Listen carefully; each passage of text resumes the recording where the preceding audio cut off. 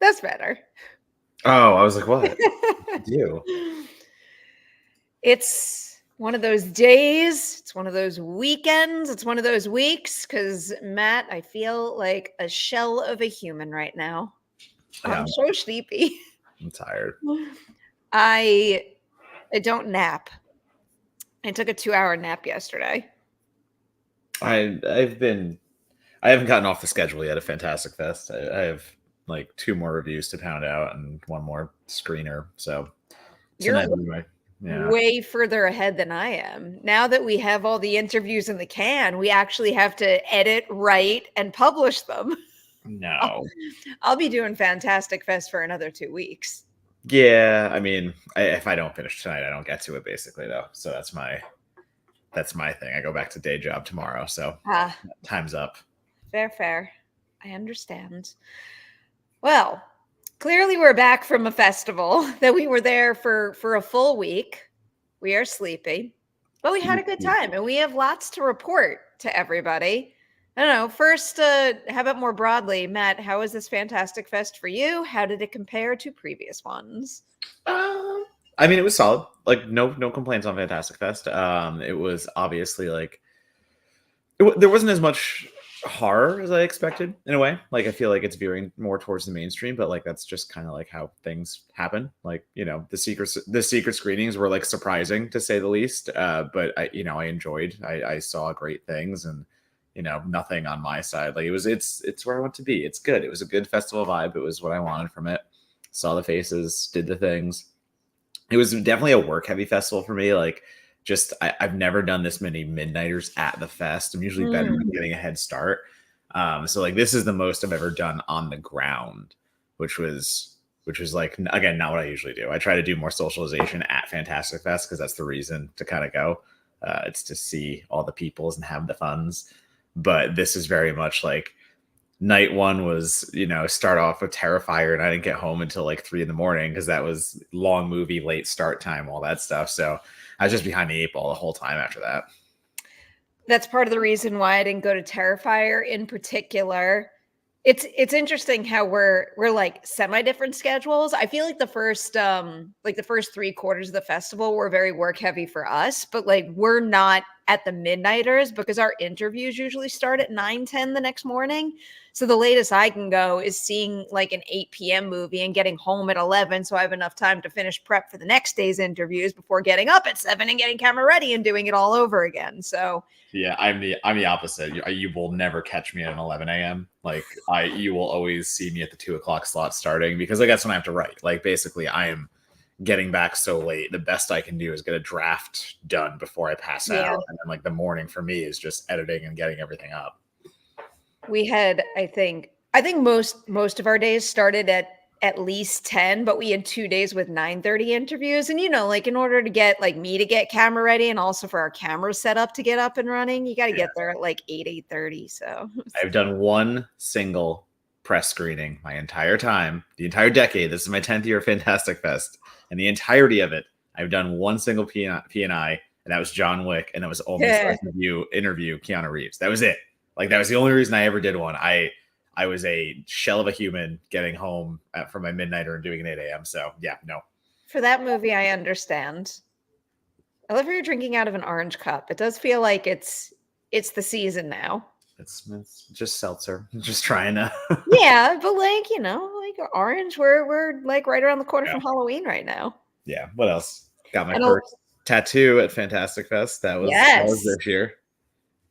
I love how our last Merri hour, you were the one being like, we have to do it together. And then when we got on the ground, it was me bugging you. Like, you're going to commit. You're going to do it. You're going to do it, right? Right? Yeah, I know. I love the idea of it. It just always was kind of the thing looking at the tattoos because it's a flash. You have to do one of the flash ones. Yeah. And like, I guess it was getting in the right mindset of like why I was doing it. So like finally, like, yes, I got in the right mindset to be able to be like, yeah, no, I pick my tattoo. I understand why I'm getting it. It is good. So like that was the thing. We both got the same tattoo, but you got yours with color and I opted for just the black ink. Yeah, just a little line of color. It's barely anything. I figured if I ever wanted to add the color down the line, I Yeah, could. But in the meantime, I might exactly. as. Also, dude, the ribs hurt so much. Listen, you picked the ribs. I mean, I'm not. I like that was your choice. I know. That's the area that I've now chosen for like my Fantastic Fest patch. I chose literally down by my ankle and leg because I'm like, oh, that's easy. So now if I Yeah. get more of them, if I have the ability to, I will just use that as You my can't. canvas. You can't show everyone right now, right? I mean, I definitely can't, given where mine is. wait, let me try. How am I gonna do this? This is going to be real amusing. Oh, Hey, there we go. yeah, There we go. Whatever. Dude, that's most impressive. Ow. I haven't worked out in a little bit. I haven't been doing my stretches. Today and yesterday, I finally got my ass back on the bike, and like my body reminded me, you have not worked out on a normal schedule in a fucking month. That's in a month. This weekend was absolutely doing like the recovery stuff. Yeah. We'll get back to doing my usual routine tomorrow. That's not happening today. I worked out twice since I got back, and I ate 2 salads. So there's green in my body again. I have had Domino's for lunch today and dinner last night, and I have not gotten back on anything. Fine. I feel like I can still respect Monday being the restart day. I just I mean, between TIFF and Fantastic Fest, I just had to get back to my boring ass norm. Yeah, no, like my norm sounds good. I'm not even doing any Beyond Fest here in LA. Oh, you're not doing any? I mean, the rollover is kind of like I missed Salem's Lot. That was like opening night, so that would have been the big thing that was there and not at Fantastic. And everything this week I've basically either seen or it's going to be out soon anyway. So like that is no derogatory Beyond Fest. I feel like I was talking to people at Fantastic where it's becoming more and more where the same movies play each festival, and that's like totally fine because if you're like it's location based. Like Beyond Fest can be the LA Fest and Fantastic can be the Austin one because not everyone travels to both. So for us, we're pressed, and if we are doing all of them, like it's just our problem where we've seen a ton of the movies, but it makes sense for the regional, Yeah, no, that's part of the reason why I'm not going to do any Beyond Fest stuff. Yeah. Also, because I'm tired. Yeah, I'm tired.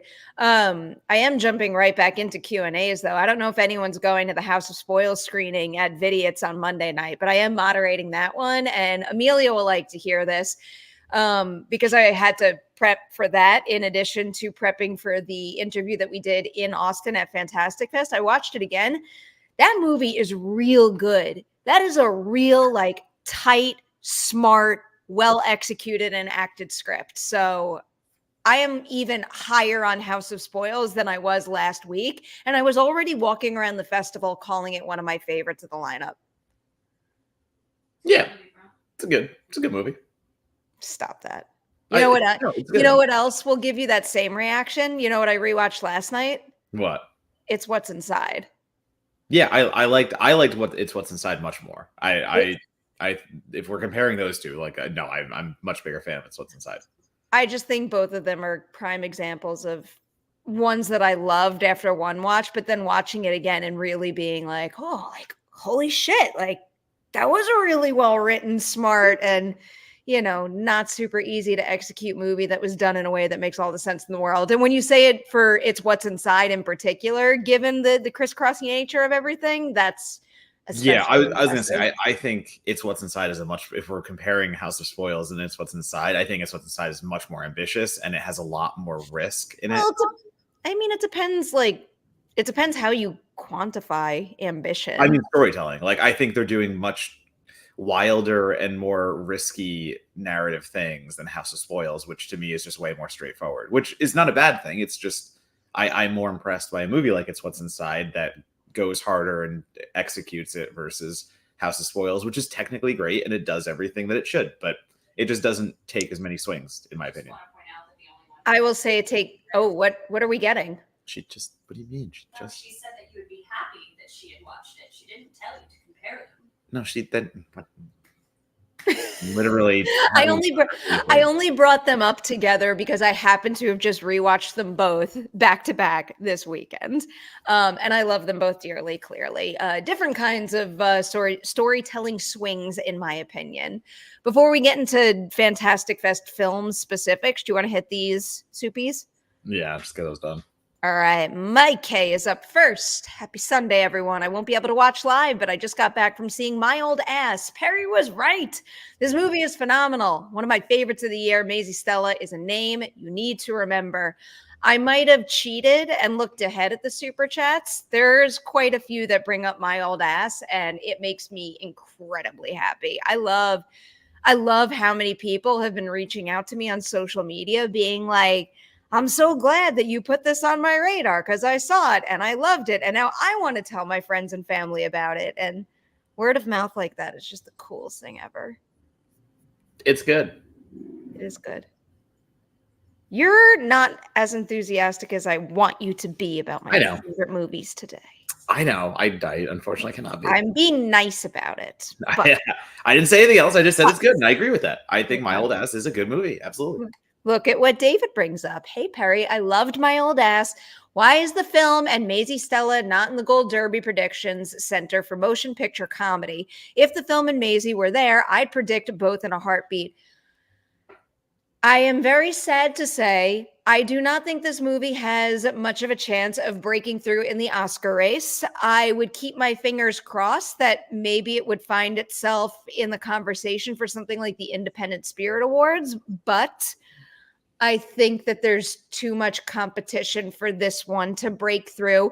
But if I was a member of the Academy, I would 100% be voting for this one in many a category. So I wish it was an Oscar contender.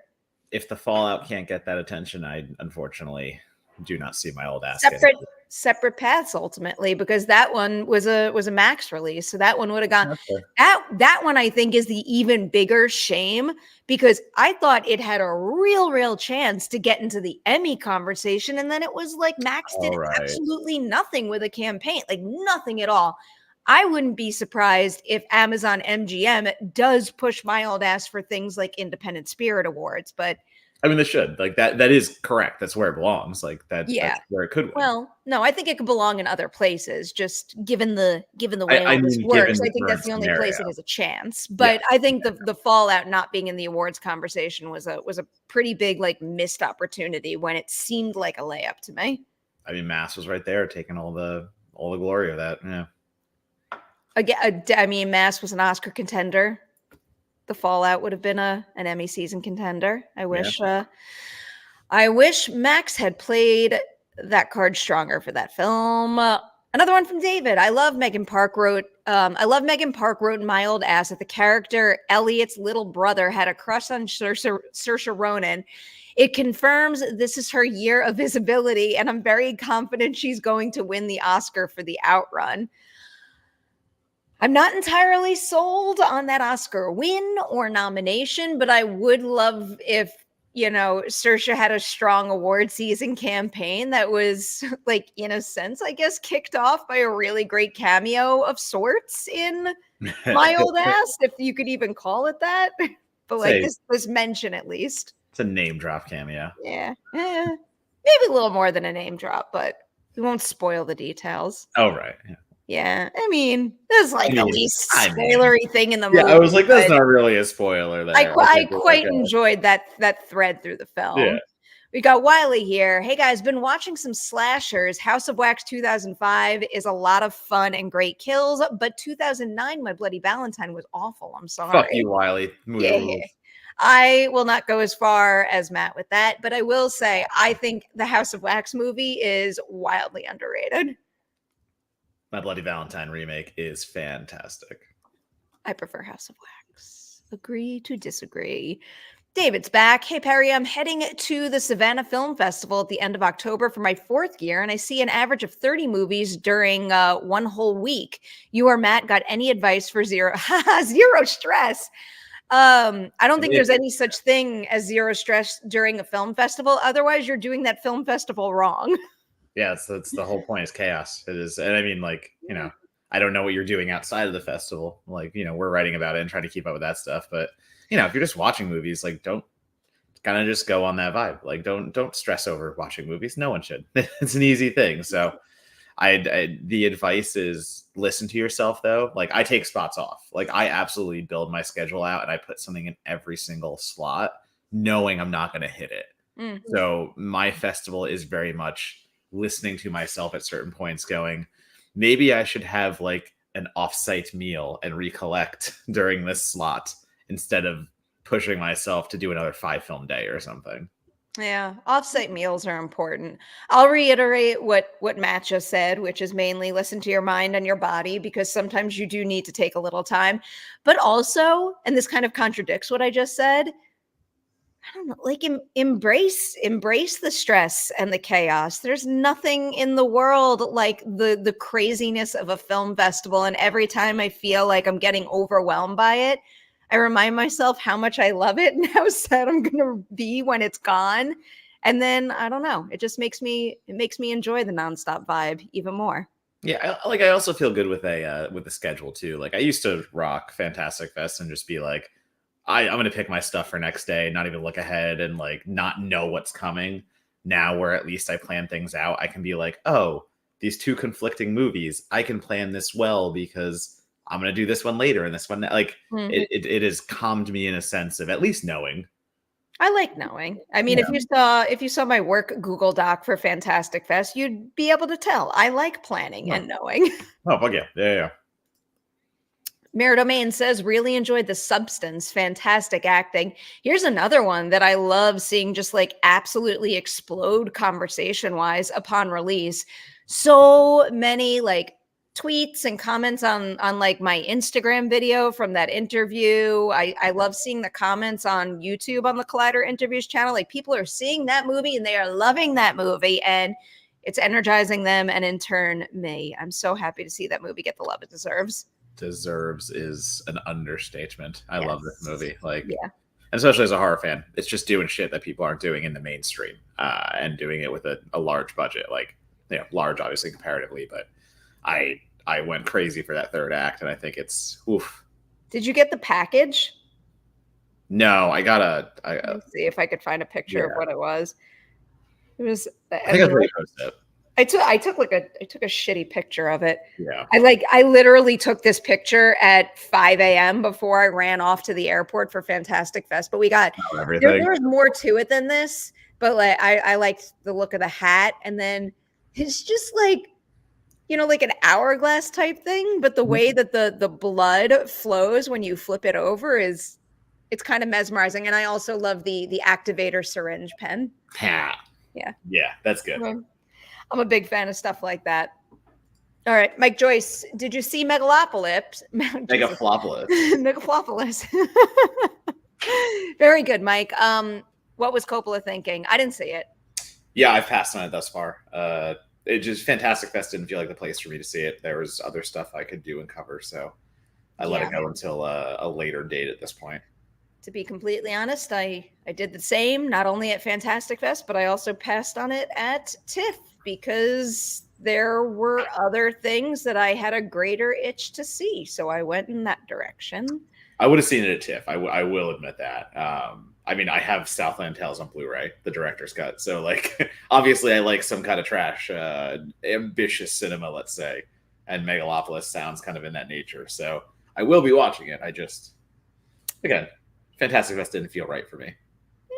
I'll get to it when I get to it. Brett says, so very happy that The Wild Robot crushed it at the box office. $35 million. Love that movie and looking forward to it dominating the award circuit. I will tell you. Well, I was going to say, does it have hard competition in animation this year? Yeah. Yes. There's a good deal of competition, actually. Realistically, if I were to make a bet right now, given their studio backing and how strong the campaigns are going to be, I would probably narrow it down to The Wild Robot and Inside Out 2. Right. Which, given the milestones that one hit at the box office, it usually signals, a large majority of the Academy has already seen it and they're probably enthusiastic about it. I think both movies are really good. both movies are going to be, you know, towards the top of my year-end list kind of thing. So I'm going to be struggling to choose personally between the two. I love them both dearly, but you know, there is a couple of other things out there. I mean, I just have Memoir of a Snail on my brain because of Fantastic Fest. I hear Flow is phenomenal. Transformers 1 could, I mean, I know they're already doing some awards organization type things. I don't know if it's going to actually get the push into the race it needs, but there's some solid animation out. I feel like I'm forgetting another biggie right now off the top of my head. I don't know. My brain is still mush, but there is competition in this category. Thanks, Matt. I mean, I have nothing to add to it right now, obviously. Mirror Domain says, for me, Never Let Go was a miss. Did you like it? I didn't see it. Did you? I did. I thought it was fine. I think it is doing interesting things with folklore and trying to tell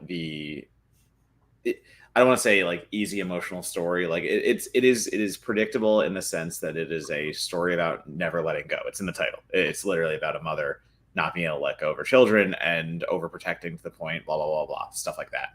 I don't think the vision ever comes together in a completely coherent way. There's a lot of cool snake imagery and a lot of, you know, woodland folklore baked into the horror of it.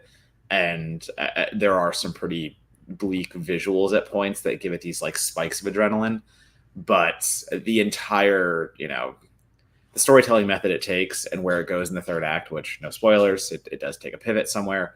It did not sell for me in the way that I wanted to. It just became a pretty easy take on what it was doing, and I don't think the ending is beneficial to kind of driving that point home. Okay, interesting. We'll get to this when we dig into Fantastic Fest titles, but on the first night of the festival, I wound up veering towards the rule of Jenny Penn and then going back and resting and prepping for interviews. So, you know, given the fact that you're middle of the road on that one, I'm not super sad I missed it. Yeah. David's back. My old ass won't get any Oscar nominations, but MGM should push the film and Maisie Stella into the Golden Globes and has a good shot to at least get in comedy there with the reviews and 6 slots. I appreciate the opinion, David. I don't really do much predicting for the Globes, but we'll see what happens with the rest of the season. I'm just rooting for this film and the people involved to get all the love and credit they deserve. All right, Matt. Oh, wait, one more. Curious, have either of you seen Quick Change? What is that? I have not. I just looked it up now. It's a 90s movie with Bill Merri. I have not, although it seems like something that would have played. Did it play Comedy Central? Maybe I did see this. I take that back.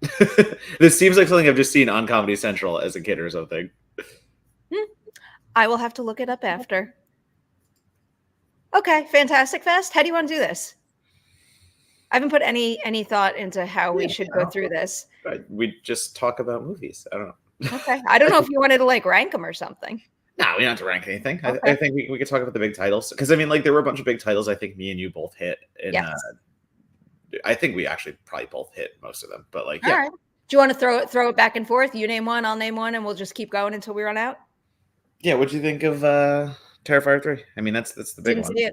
I went back, yeah. That was because it was 11 o'clock and we had a Oh, no, it was 11. It didn't start until 11:45, 12. And I did have the opportunity last minute to go if I wanted to. And I sat there and I said to myself, the more responsible decision for the sake of your interview tomorrow is to go home and get a little rest. So I opted out. Was it worth the wait? I'm curious really quickly on your opinion first, not on the movie, but like, are you like a Terrifier person, like with between 1 and 2? Okay. No. So like did 2 do anything for you?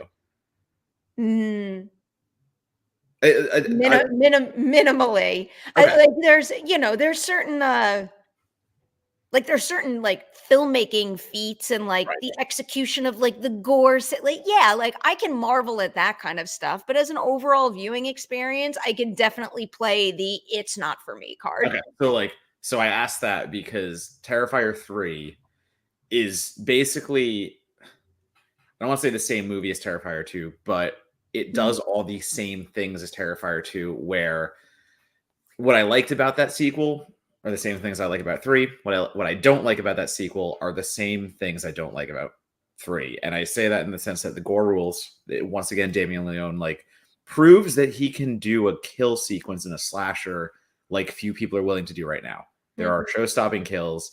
There is mutilation on a elongated point with practical effects that go super hard. And if that is your thing as like a gore lover, I understand why like you would want to see this franchise and why Terrifier 3 is for you. Like personally for me, I think the first one is borderline unwatchable. It has no story and it just has no point but kills. Terrifier 2 at least tries to do a story, and it does a very murky story in that. And Terrifier 3 is more of the same. It introduces Christmas as nothing but a fresh way to present Terrifier. Like literally, I think Leone said in the Q&A or an interview already that he's like, yeah, it's set at Christmas so it can be different. And that's good. Like you find a way to differentiate. I do like that aspect of it because he doesn't misuse Christmas. Like Art the Clown is getting festive with every part of it. So it is a chance for freshness. It is a chance for all that stuff. But Damien Leone needs to not write these movies, I think. He has proved himself a capable director. He's proved himself, as I just said, as a really fun horror slasher director from a effects standpoint. But this story gets even more biblical than the first one. It's trying to play with like Virgin Mary imagery and lots of stigma. Like it goes super hard into biblical. It also goes super hard into Sierra, the main character, the final girl. She's back again. And her trauma is obviously very prevalent, and it's such a sloppy rendering of both of those. Like there are off-screen deaths of major characters. There are cuts that like feel like entire scenes are missing. I might believe that at the 2 hour and 10 runtime this movie is, there's still like scenes that were taken out, and this movie was like 20 minutes longer because it feels like that. It feels kind of pieced apart to find a shorter runtime. So it's. If you liked Terrifier 2, you'll probably like Terrifier 3. That's kind of where I stand on it. Like I gave 2 a 7 out of 10 because I'm like, yeah, I am a gore guy. Like you pulled off a lot of really impressive stuff and you had me entertained. 2 takes a little bit of a dive to like a 6 out of 10 for me because you didn't get better. All the same problems are there. In fact, like all the same problems are there and they are indulged. And if that's what you love in a Terrifier movie, you're probably going to love Terrifier 3 then. That's not going to change things. But for me, it's all the gore, a sloppier story, and you're really starting to lose me at this point. Yep, you're making me happy that I didn't stay to see it. But with that being said, I'll probably get around to watching it eventually. Comes out pretty soon, right? Yeah, October 11th. Man, the what is it? The 4th and the 11th? Those are big weekends. The 4th is massive. Yeah, I have so much to do already. Yeah. The 4th is a lot. I should know this off the top of my head, but given I already brought this up and it played that night, when does The Rule of Jenny Penn come out? That's soon too, right? Is that the 4th? It might be. I'm honestly getting. I think I'm getting my my Shudder IFC release dates a little. Oh no. Jenny Penn isn't coming out on Shudder until 2025. Shit, really? Yeah. Yikes. I just Googled it. That's what it said. Oh, I feel so spoiled, and I feel so sad for everybody who hasn't seen it yet, but also very excited because I think it's well worth the wait. You saw it, right? I did not. I skipped it. Oh, I loved it. Yeah, I skipped the first slot because like we flew in that day. So yeah, I get it. I had the interview for it the next day, so I had to see. Well, I had to see it no matter what, but I also really liked it. So I was looking forward to it, but I definitely had to be there in that theater, and I'm happy I was. Yeah. Just in case anybody doesn't know what The Rule of Jenny Penn is, it stars. I still also can't believe this, Matt. Yeah. My first movie at Fantastic Fest was like a bit of a bonkers and kooky-ish horror movie with like a pretty like dark mean streak, I would say, starring John Lithgow and Jeffrey Rush. Like Jeffrey Rush. I still can't believe I sat down with Jeffrey Rush at Fantastic Fest to talk about like a horror movie where John Lithgow terrorizes him with a puppet, you know? Yeah, it's like awesome. that sentence is wild, but I thought that movie was exceptionally well done. I've already used the words, bonkers and wacky, and it does have a lot of those moments, but there's also some like real grounded and disturbingly relatable human terror because Jeffrey Rush stars as a judge who eventually has to move into a care home. And while he's there recovering from a stroke, I believe, another resident played by John Lithgow is essentially like being a school bully. He's running around and terrorizing the other residents, and no one will believe them and no one will speak up, kind of thing. And again, there's some extreme moments in it, but it's a pretty horrific depiction of what it could be like to be terrorized in that way when maybe physically or mentally you can do so little about it. Or even like, forget if you're not, he's struggling to kind of put himself back together mentally and also physically after having the stroke. But it also well taps into the idea of just, not wanting to speak up because like you're embarrassed and, you don't want to seem weak in front of the people around you. There's just a lot of like very real and powerful ideas being explored through this somewhat wild concept. And I thought that director James Ashcroft paired the two things together pretty damn brilliantly. There's there's a couple of scenes that are just like wild and crazy to watch, and then others that are deeply unsettling to see unfold. And I have a feeling a lot of people are going to really dig that movie. I'm trying to look up what Ashcroft just. Oh, he did Coming Home in the Dark. Okay, you said the name and it immediately was like, yeah. I'm like, I remember that name. Yeah, and they were both really cool. I think we're releasing that particular interview on Collider on Monday, and James is wonderful. But let me tell you, Matt, when Jeffrey Rush talks, he loves to talk about his work and gives really long answers, and they have such like great weight. It's mesmerizing. Like I literally could just sit there and like listen to him give me a lecture about filmmaking all day long. Yeah, I've seen interviews with him, and I would like to. He just seems very engaging. He seems very captivating. Yep, I agree. Yeah. I agree. John Lithgow was really loving this role, and I think you could tell. Jeffrey Rush was telling me about how when John Lithgow jumped in, he's like, I'm gonna make teeth and everything. Like he just wanted to go to the extreme to bring this character to life the best, most effective way possible, and great success in that respect. I was talking to Phil at Fangoria, and he said that Lithgow is doing a lot of good, like Brian De Palma era Lithgow villain stuff. Like that's if you're into Lithgow in that era, just being a maniacal bastard, like that's what Phil he's pretty damn good at that. And there's a couple of very upsetting scenes where he uses that skill set to great effect. I can't wait. I will obviously see it when it hits Shudder next year. It says early 2025, so it'll probably be one of their like January, February. Okay, release. I hope so. I think people are gonna like it. What's the next one you want to hit? I mean, did you see VHS? I did. I love VHS. Yeah, exactly. I think that's it's easy top 3 of the fest for me. Yeah. I think it's like my number 2 at the moment, but I do. The more I thought about it, I think this is the most consistent and probably my favorite VHS yet, which is saying a lot because I do like the franchise. Like I think I am higher on a lot of them than most people, but like it just overtook 2 for me as my favorite. Ooh, that's really high praise. Yeah. And it's close. Don't get me wrong. I think 2 and Beyond to me are my easy favorites. 99 and 94 and 85 all kind of fight in the middle. And then the original and 3 are the ones I like the least. Oh, really? I've always said that 2 is my favorite. Admittedly, it's hard to compare 2 to Beyond until I've watched Beyond a few more times because I watched 2 a lot that particular year. And that particular year, like it wasn't just it's not just my favorite installment of the franchise. It was also my top 10 of that year. I was very, very obsessed with that movie. I also, yeah, no, 2.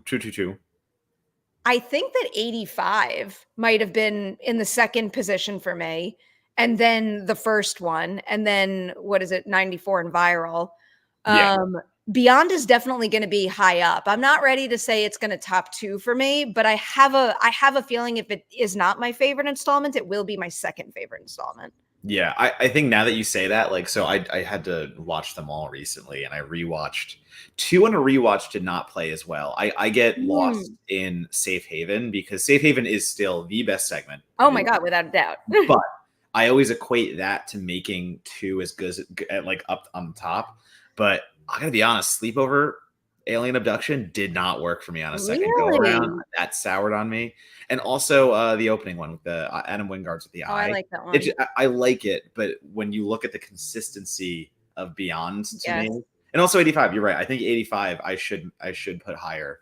So 85 is real solid. Like that. Yeah, That I mean, 85 is another one where, like, no, I don't think any of them dip below a certain quality. yeah. Well, yeah, I actually do think so. You're right. But yeah, for Beyond, it's especially for those who don't know, it's a sci-fi focused one. So like you're getting a sci-fi horror anthology, and I think it's strung together really well. It never really breaks form. The wraparound is tight. It keeps you in that like unknown variance of alien abductions and all these things.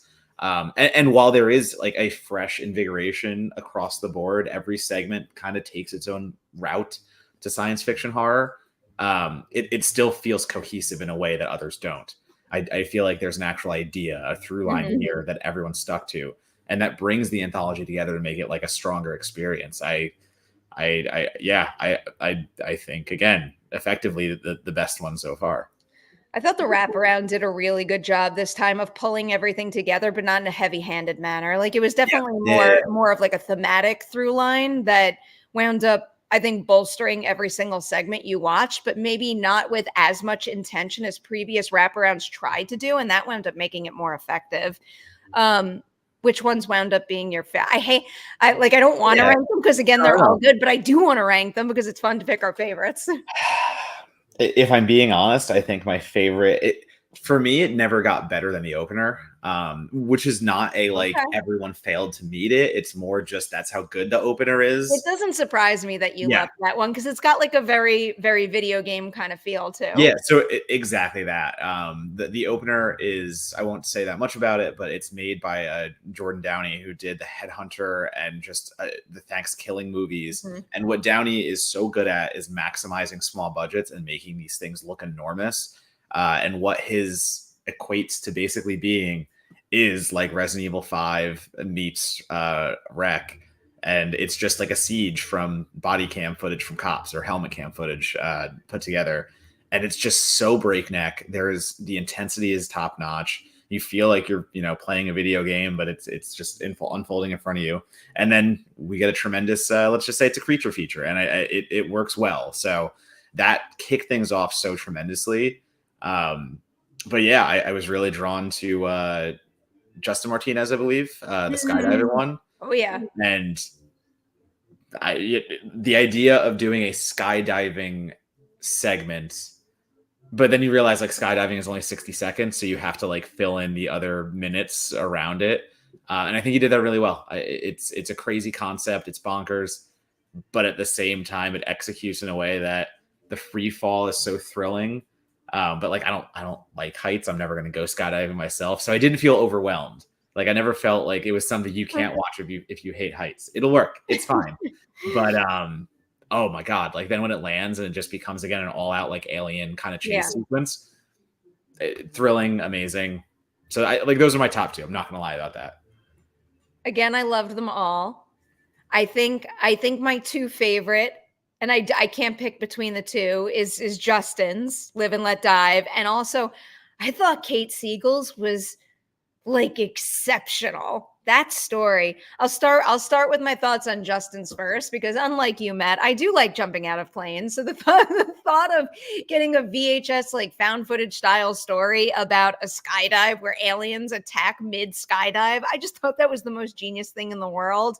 It was also, full disclosure, I was on the set of that particular one, and it looked really cool on set, but I'm not gonna lie, I'm walking around thinking like you guys are doing all the right things, but when you're making a VHS segment, you got like next to no resources. How are you going to pull off an alien attack skydive story? Like I'm semi convinced, but I'm not going to be fully convinced until I see the finished product, because it does seem like a really ambitious thing to be able to pull off. And I attribute the fact that I attribute their success to everybody who is involved, but also to Justin Martinez's understanding of visual effects and what needs to happen to tell those stories effectively and in a way that looks real. When I wrote up one of my set visit reports, I used this comparison, and now having watched VHS a couple times, I think it's very true. I compare him to a Gareth Edwards who did Monsters before he did his bigger studio films. And it's the same thing with Wes Ball and his short film work before he went on to do the Maze Runner series. I really do think that with the types of stories these guys are telling, it can completely change the game to have them helmed by someone who knows how to visually bring those ideas to screen in the most believable way possible. And you just see that on display full force in this particular segment. Yeah, and like that's a great point. I think Downey's feels like a proof of concept in a way too, where like I don't understand. I want him to make more.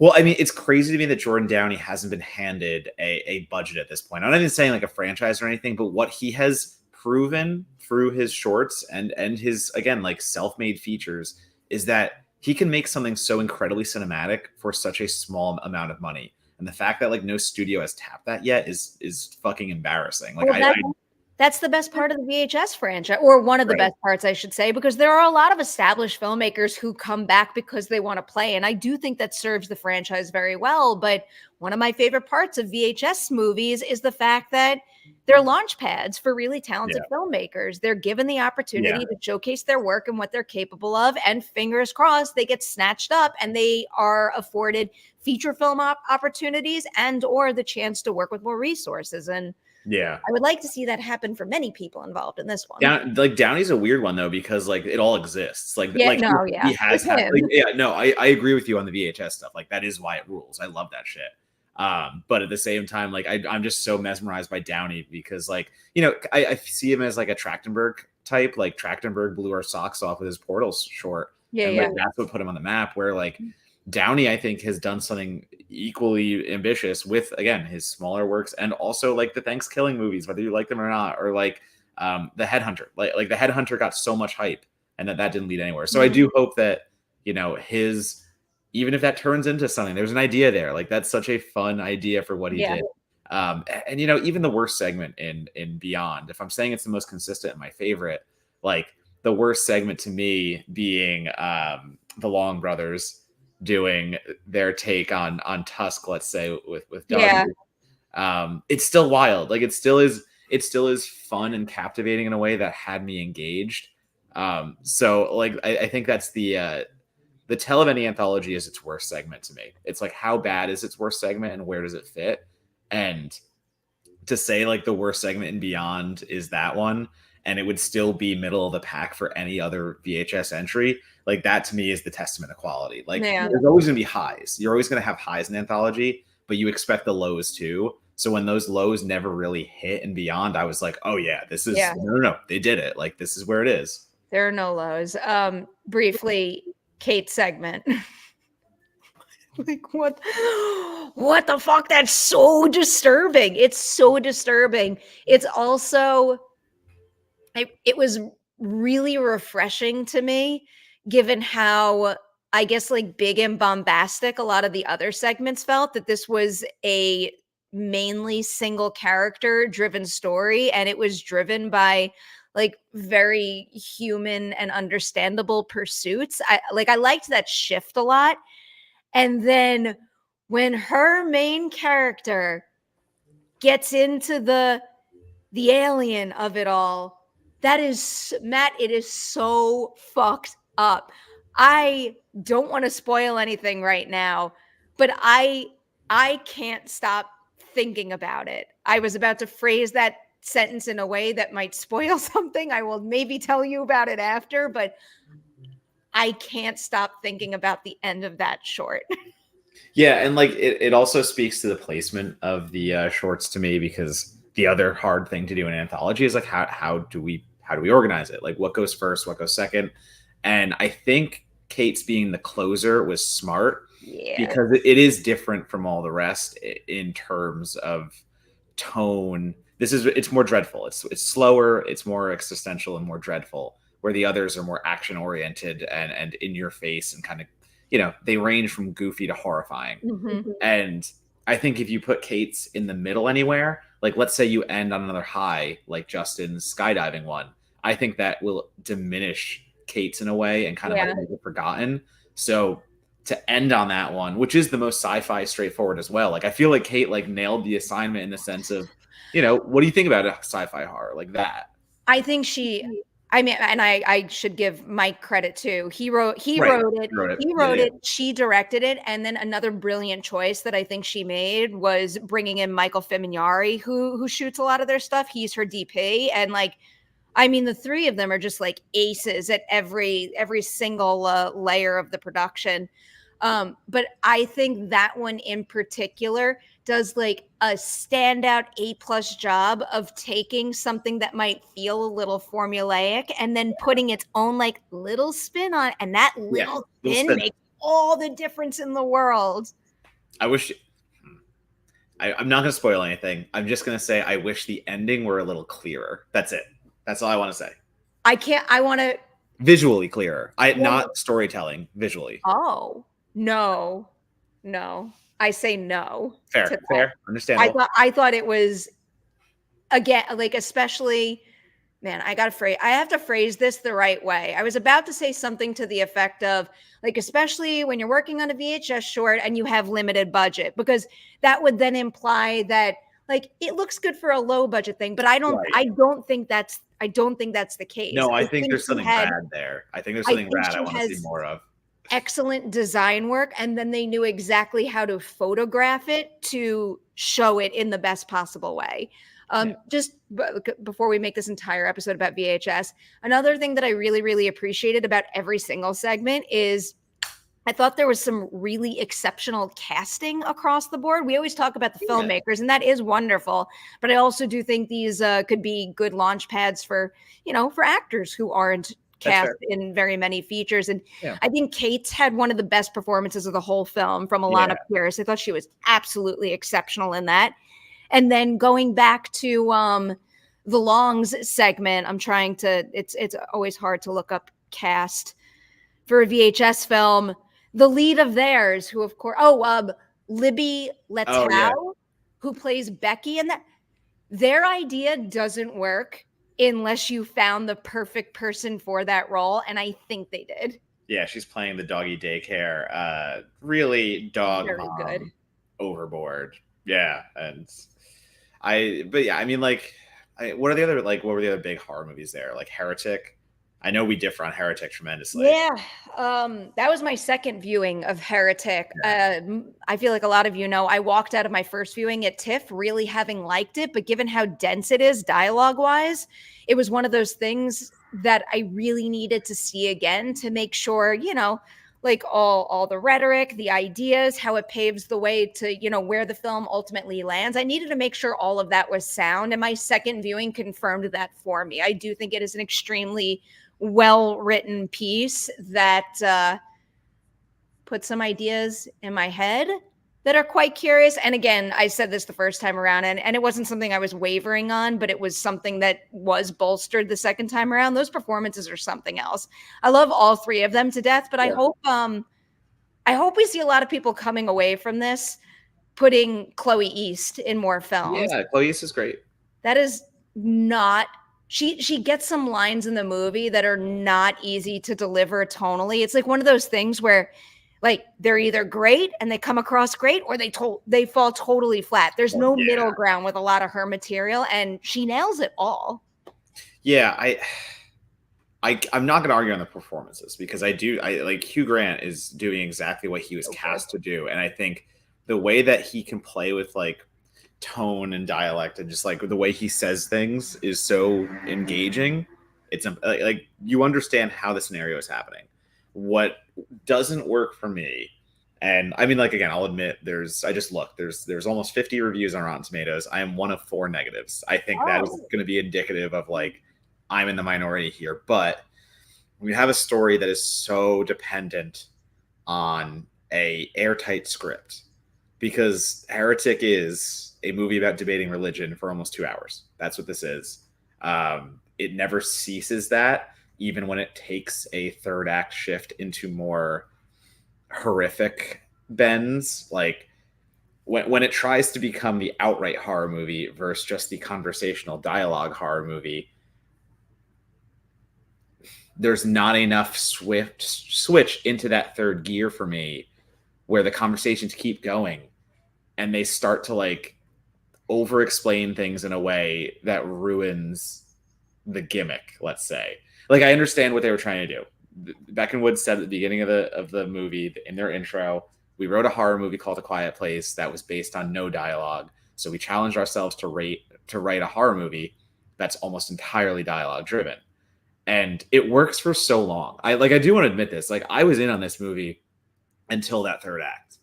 The third act for me is where it falls apart and where I understand why we had to see that the way we did. Hugh Grant's character has to keep talking. He has to make himself the fool. But I just glazed over at that point. It did not contain, it didn't carry for me. It's not. What you're touching on now, it worked for me the first time around, but admittedly, I doubted it a little and I needed to see it a second time to basically confirm that all of that in particular was sound. And the second viewing, like, big time confirmed that it worked. And I also just think the movie necessitates it. I think it's the natural progression of these events where the conversation starts off as dialogue driven, and then the only way to make these particular points is by taking them to the extreme. And the point is they take them to the extreme well and in a way that enhances the conversation. And, it obviously is a big assessment of religion and how we adhere to it or don't. But it's also like a much wider conversation about general control and what we're willing to allow ourselves to be pushed to do. And I don't know. I thought all of those ideas started off real strong via that dialogue, and the extreme places that they took that to is kind of, I don't know, it's the punch to the gut you need, I guess I never got the punch to the gut because once that third act started going harder and more extreme, I actually found it sillier. I think it's making much better points in the beginning half. When it is more contained and when it is the more straightforward debating of religion and like it's religion as a whole. I like what you're talking about. I like the talk about control. I like that stuff, but it becomes silly for me at the end. Control. I mean, I should emphasize control and choice. Like it goes both ways. But like the more it talked, the more it started sounding goofier. And it was one of those things where like that's literally the point. I'm aware. I know that's the point, but I don't think it works. I don't find the ending as impactful as it is because you've started in this place of like grand epiphany and ended kind of where we expected. But the epiphany is hollow. Right. Therefore making the film hollow. No, it's so hard. It can be correct. That can be their intention, but it can also not work. It's hard to discuss this fully without like spoiling the entire movie, but I understand. The entire conversation is hollow and it ends in a horrifying place of what we see. But I don't think the genre elements that are pulled into the third act emphasize anything. I think it gets sloppier in that aspect. And I think them trying to make the grand epiphany of hollowness just in turn makes a hollow movie, if that makes sense, without spoiling anything. I think it has the exact opposite effect. Again, I'm one of 4 negative reviews on it, so like obviously it's working for some. I can't wait until we could do a spoiler. So I mean, soon enough, right? Right? November. Is it even November? I think it is November. Yeah. I don't know. I don't know why that's so high in my brain right now. I'm I pretty believe sure. it. Let me just not steer I people in mean, the like, wrong direction. yeah, I'm trying to think of like what big horror movies are left on the slate, and like there's really not. Smile 2, we're still waiting. I'm still very surprised they didn't bring that there.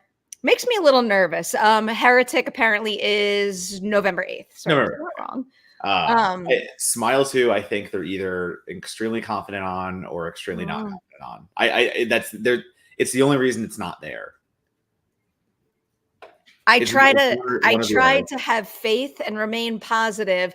The fact that the first Smile premiered at Fantastic Fest and had such a strong campaign from that point on makes me think, why wouldn't you just do the same thing unless the movie is not as good? And I do not think Fantastic Fest is the place to bring a subpar horror movie. I think it's not one of those things where, oh, it's the festival vibe, everyone will like it. No, people will say what they think.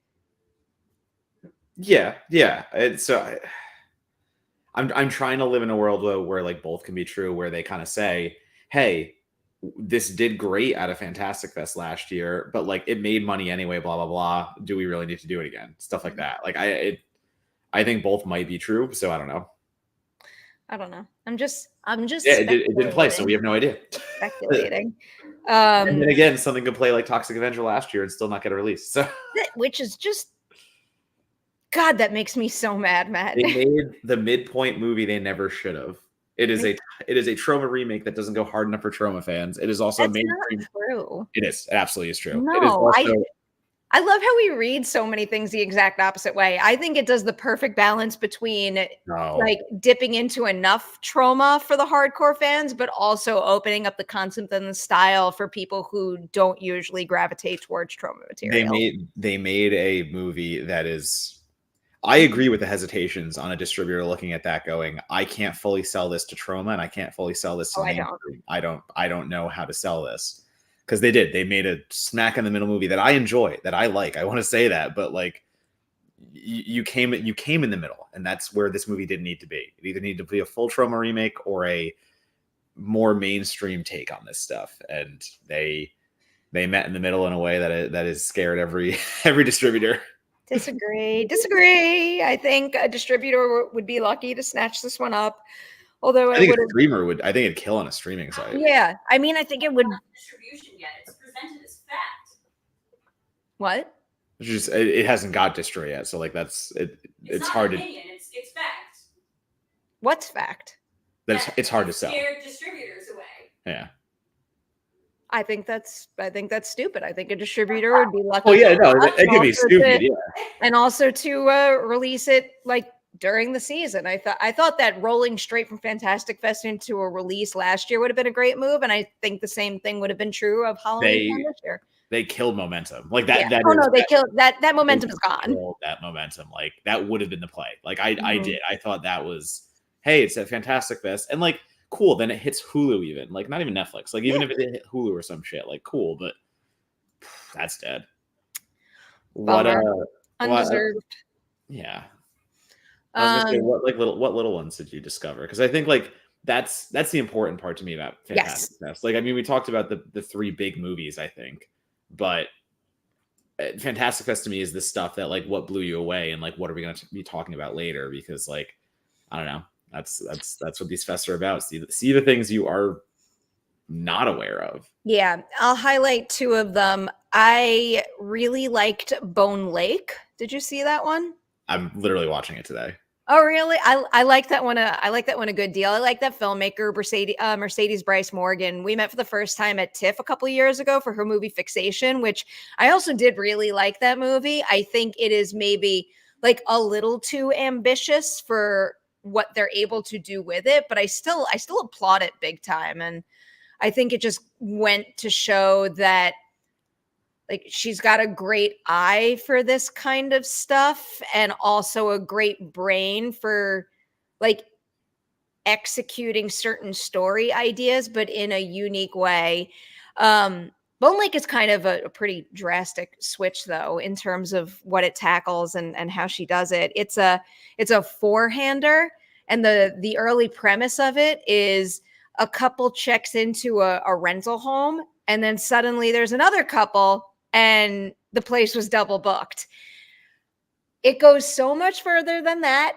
I like the premise is good. I like that. It's got like a little bit of Speak No Evil vibes to me, where it's like who am I sharing my space with? How should you behave in that situation? When is pushing too far? When do you put your foot down? That kind of stuff. But you'll see, Matt, I'm cutting my analysis off at a certain point because they push it in some exciting directions. But also, I think, again, she is a great eye. She knows how to play with the types of stuff that a lot of us just inherently find entertaining, but doing it in her own unique way that says a little more than you might expect from a concept like that, which I really appreciated. And then I think the 4 stars that she cast are just like A+ in the roles, and they work really well together. That was a big winner for me. And then the other one that I really dug was actually a Cannes premiere that went over to Fantastic Fest. It was Gazer. One, it was a really, really good movie. Okay. One of the most fascinating things to me about this production is how it was made. It is made by a group of filmmakers who basically had nothing and decided they wanted to make a movie. Like they know their stuff. They studied and, did what they needed to do to come to it with a skill set. But they basically made a movie for minimal resources over the course of 2 years by shooting it at nights and on weekends. And then they made a movie that was so damn good that it got into Cannes, and now it's a Fantastic Fest. And that, to me, similar to VHS, but now in feature length form, that is a launchpad type production. One, again, it's really good. It wouldn't have gotten into all these festivals if it wasn't really good. But I think it just goes to show that the people involved have like an inherent skill set and talent that needs to be fostered and put and get a bigger spotlight than it has right now. So keep an eye out for Gazer. I don't think that one's coming out for a little while, but yeah, I really do hope that it's got like good word of mouth vibes and really catches on, because really, like, it's a pretty damn cool filmmaking feat with a great performance at the middle of it. Hell yeah. I heard good stuff about that. That was on my list. I'm looking at I have a bunch that I dug, but the ones that stood out for me, Mad S is the one I think that is my favorite of the festival. I can't get away from it. It is it's not a one take, but it's presented like a one taker, and basically starts off focused on this kid buying drugs for a night of partying. Like, he's just graduated, he's gonna go have fun, and while driving home, he happens upon what basically looks to be an escaped experimental patient who coughs blood on him. And what we see for the entire movie is pretty much where you expect that to go. We've all seen Day Zero kind of apocalypse movies. We've seen, how they start. But I feel like what's really interesting about Mad S is that typically when we see like a rage virus or a zombie movie, it is 28 days later. We are picking up where the initial has happened already, and we're thrust into the chaos. Like, we're put in it. We're seeing zombies who have already taken over, and like people have to survive. And I think Mad S does a really interesting thing by just being intimate on a certain group and like just staying on like 1 or 2 or 3 people and just going. And there's no stop. It's all go. It's just natural forward in time.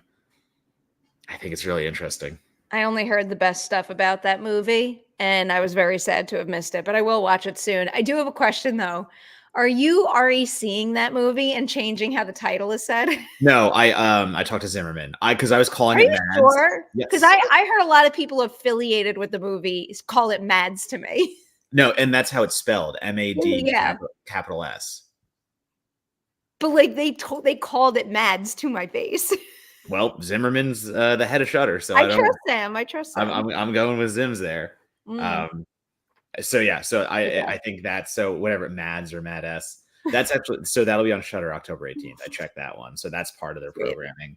There were just a lot of little ones I don't need to like go super into, but like I thought Getaway was I think I like Getaway more than you did. The Nick Frost. I liked it. Yeah, it's like just a Nick Frost written tourist thriller, let's say. tourist horror comedy. And I think where that goes in the third act, it gets kind of bloody and has fun with, outsiders taking a vacation where they shouldn't be. Again, starring Nick Frost in a pretty solid cast. Dead Talent Society was fun, cute. Yeah. Feels kind of like Ian liked that one too. Yeah, I mean, like, honestly, that and Strange Harvest, I think he's got good picks right there. Strange Harvest is like the little sibling of the Poughkeepsie Tapes, and Dead Talent Society is like Beetlejuice meets Sadako vs. Kayako meets like Monsters Inc. Okay. And it's fun. It's just a fun Taiwanese horror comedy about when you die, you have to get a job being a scare artist. And it's basically, again, like Monsters Inc., where it's like a corporate entity and you have to scare people. But it's very funny, and it's very, there's teams, there's rivalries. It's good. It's a funny one. It's delightful. It's delightful. I think like those are the ones I would like call out. I mean, like, then again, I saw Mr. Crockett, I saw Apartment 7A. So like, yeah, there was a bunch of stuff that was there. I did not like Apartment 7A. Really? That's a bummer.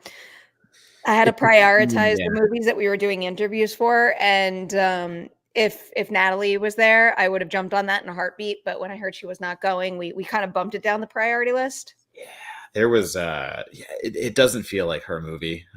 There are some clear reshooting and clear re-editing going on, because like Apartment 7A has been done for years. Like, it's one of those, like, we filmed this a while ago and didn't know what to do with it kind of movies.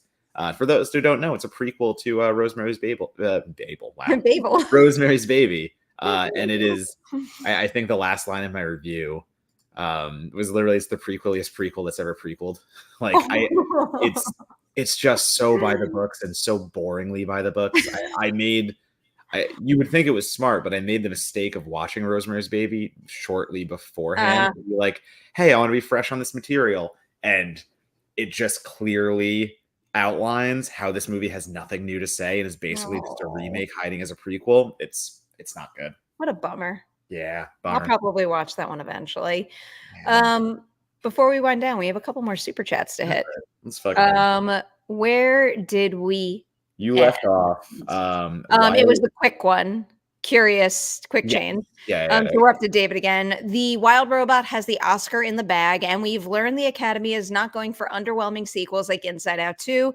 Thankfully, they didn't go with Spider-Verse again earlier this year.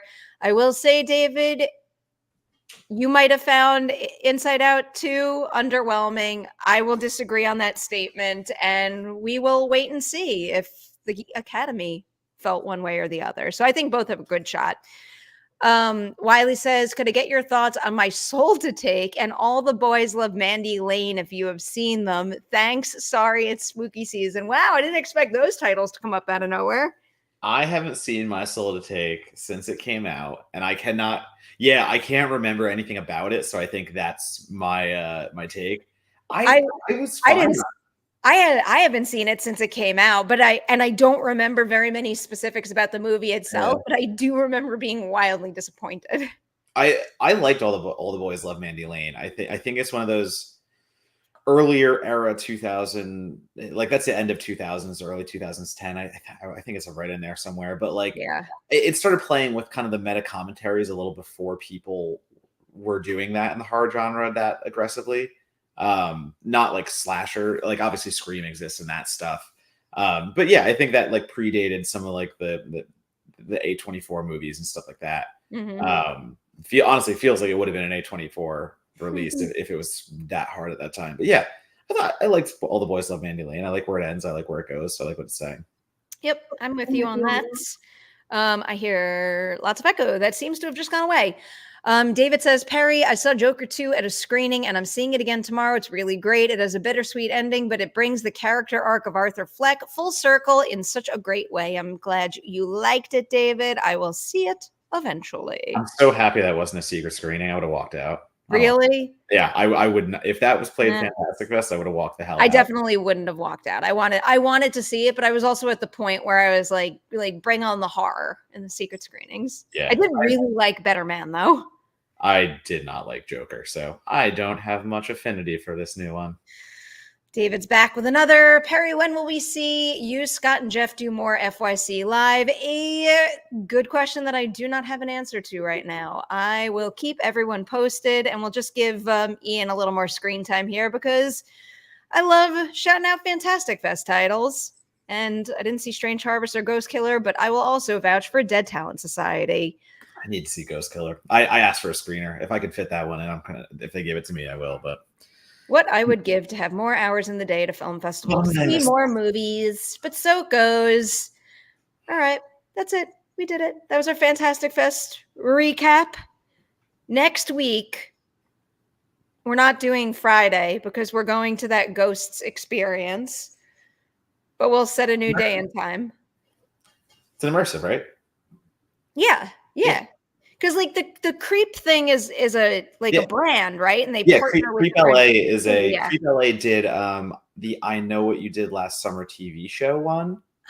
It was interesting. It like not very scary, but it was a cool immersive. Like they built sets in a bar, and like the immersive experience for that was like walking through and like being with the characters and stuff. So I'm curious to see what they do with ghosts. I assume we're gonna walk through the house, and I assume like we'll interact with the ghosts. I would like that. Yeah. I'm excited, but that's what we're doing Friday night. So we will either go live Saturday or Sunday. We'll figure it out. We'll keep you all posted. In the meantime, where can everybody find all the wonderful reviews you wrote out of Fantastic Fest? You can find the upwards of 15 reviews I've written at Fantastic Fest on many sites. But if you follow me at Donatobomb, DONATOBOMB, I will tell you where they are, or you can find me on Authory. Authory is a great little service that you can just follow me, and it will collect all of my reviews on any site and just give them to you once a week in a single email and say, hey, this is what Matt wrote. And you don't have to search. It's amazing. You can also go find my podcast, Certified Forgotten.